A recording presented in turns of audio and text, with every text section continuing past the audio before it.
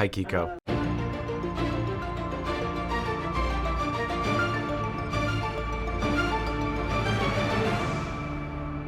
Thank you for taking the time. Thank you. My pleasure. Hey guys, how's it going? Well, Good, yourself? how's it going? Doing well. Thanks for taking the time. Whew, thank you. Hey, so tell me a little bit, both of you guys, about what attracted you to this series. Was it something in the script you saw? John, was it Ezra himself? Tell me a little bit about that first. Yeah, I mean, I obviously it's Dennis Lehane, the preeminent true crime novelist in America. I mean, his series, Blackbird, was incredible. I knew this would be amazing. It's almost the same cast too, isn't it? So The same are writers we and lucky? directors. God, we're lucky. Yeah. Yeah. And the role was a gift of the gods, and Dennis gave me this opportunity to bring the best of myself into this sick, pathetic loser who's so lovable and broken that we all relate to him. Yeah. You know what though? If it wasn't you, I don't know that it would be as lovable. I'm just saying. Right. I'm thinking about it. I No, know. because when you're like, oh, why he wrote it for me and blah blah, like that's why. Yeah. That's I mean, why. yeah. Yeah. And then to work with Anna, it was what a gift. And there's more. That's to why. it, to That's our why I relationship. complicated. It's why I complimented you because I wanted one back. You got it back. You got it back. I hope you got enough back. Thank Yeah, you. definitely. Thank you. So Anna, was it John that brought you to this series? In a lot of ways. I actually, truly, I didn't know that until the callback that it was going to be you. Oh wow. So I read it and I wanted it because it's a good role and the show's good. You just want to be. You just good want to be material. in good company. Yeah. You know, sometimes you're just please let me do good text and good story prose. and I was so excited that we've got Dennis Lehane making beautiful stories again, because this is exactly what the world calls for right now. Nobody writes like Dennis. I mean, it's every word matters. Every plot point matters. It has a purpose. He's really meticulous about it, and it pays off. And it's exciting to be in these scenes. Yes. It's easy to be in these scenes because it's so well written. Yes. It's very energized writing. Yeah. And when I did the callback, and then he told me that you were, I was like, geez, come on. We had so much fun. We had a lot of fun. I hope it came through.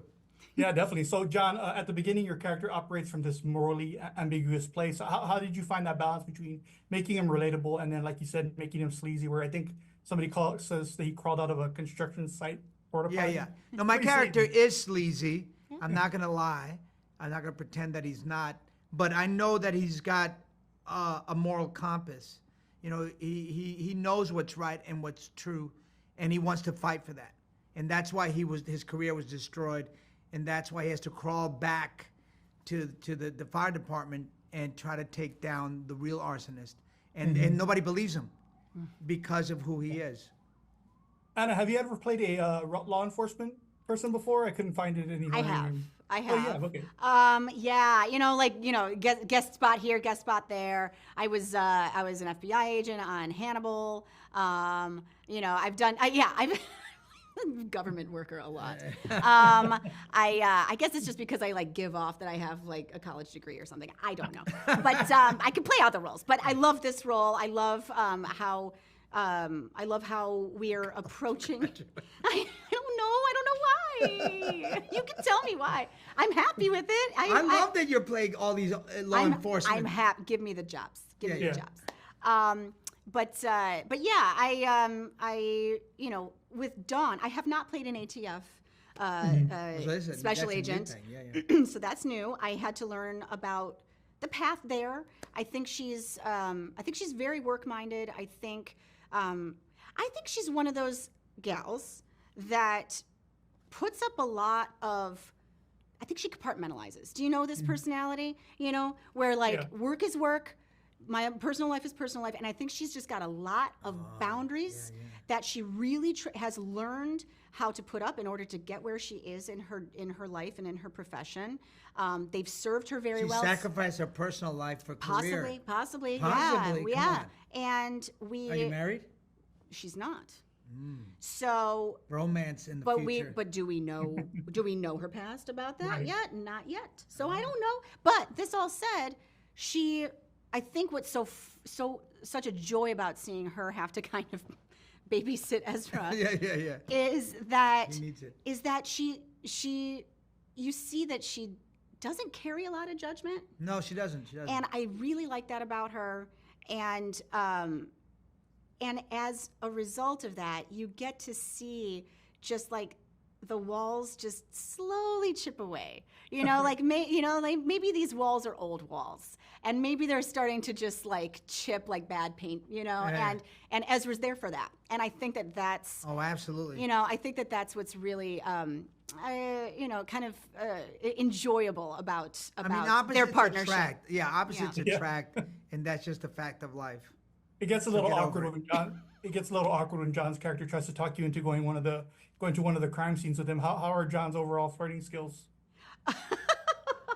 I'm pretty good at don't- going to a crime scene. He asked me. Oh, he asked you. I'm just saying. No, it's true. No, you should. No you answer should, for me. You should tell what your how your flirting skills are. You should say. My flirting skill. I mean, I'm a married guy, so my flirting skills are kind of gone, but I can refresh them Okay, there you go. at will. On demand. On demand. On command. Hey, so when you're working on something that's based on a true story like this, is it important as a storyteller to get all the facts correct? Or are you open to, allowing more creative flexibility on something like this? Not in a crime thriller. You want everything to. You don't want any holes in the plot. You don't. You can't, because then other people will be hating on it. Yes. However, we are not doing true to true like Right. True crime, you mean? A to B, yeah, like comparison. Like Oh, no. this is Which makes it better. inspired Yeah. by a true story. Dennis It's based on, really, loosely really, based. yeah, Dennis really took it in his own direction. Thank God. Thank God, because it's just, Dennis has some questions to ask about our society and about the humans in it, and I think he, speaking for him, which I'm sure he would not want. Sorry, Dennis, but he, really. This really kind of confusing and interwoven and weird story is a great jumping off point for what Dennis is really trying to examine, in this crime world. John, Anna, thank you so much for taking the time again. And congratulations Pleasure. on- Thank you. Thank We'll you. talk soon again. Till next time.